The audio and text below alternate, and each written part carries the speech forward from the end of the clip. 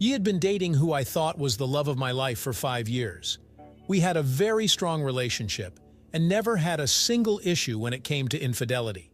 She had family problems, and I was always there for her and even took her in several times when she was kicked out. We traveled everywhere together, planned together, laughed together. I can't stress enough how perfect things were. We never argued by shouting, never went toxic to each other, and we always talked things out. Most arguments were about the future and the different plans we had. Earlier this year in April, my grandmother passed away, whom I was very close to. My father could not go to her funeral due to it being out of the country in Mexico, so I took it upon myself to go and represent him at her funeral. Before I left, I went over to her house early in the morning and talked to her. She wanted to come with, but she had no money to go right at the time, so she wasn't able to.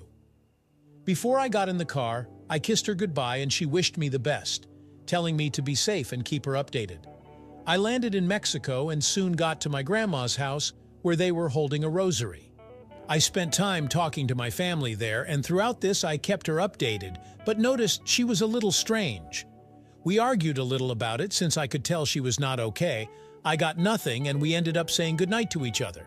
The next morning I woke up and ran errands with my family, setting everything up for the funeral.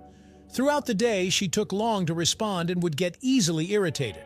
So I tried to reassure her and try to understand what's going on. Out of nowhere, she stopped answering, and I thought it was because I didn't have good reception in certain places around town. The next morning was my grandmother's funeral, which I had already talked to her about. I was going through it about my grandmother's death all morning, and was one of the pallbearers for her. I sent a good morning text to my girlfriend and let her know that I wasn't going to have reception at the cemetery. Side note, the family side that is related to my grandma hates me, so I had nobody there. My grandmother was buried, and I was in an intense pain, bawling my eyes out all the way back to my grandma's house.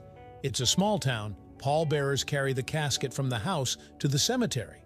I got to my grandma's house, and when I looked at my phone, I was relieved to see a message from my girlfriend. When I opened it, I couldn't believe what I was reading.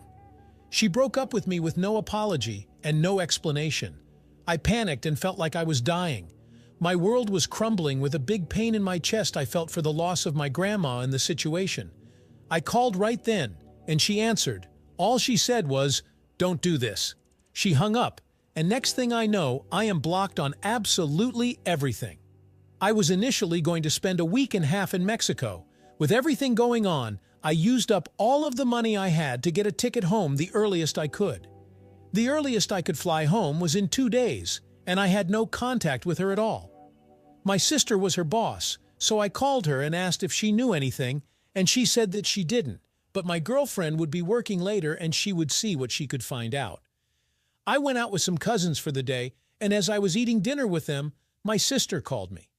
She told me that she didn't get to talk to her, but she saw her acting friendly with a guy at work. I knew the guy from high school, and I knew he wasn't exactly a great person. So I feel like in that moment I knew the truth without needing any more information. I broke down and went to a park to sit alone. The next morning I get a call from my sister. She broke the news to me. A guy co-worker of hers is friends with the first guy I mentioned. It turns out they slept together, and the guy was sending pictures to a group chat where he was bragging.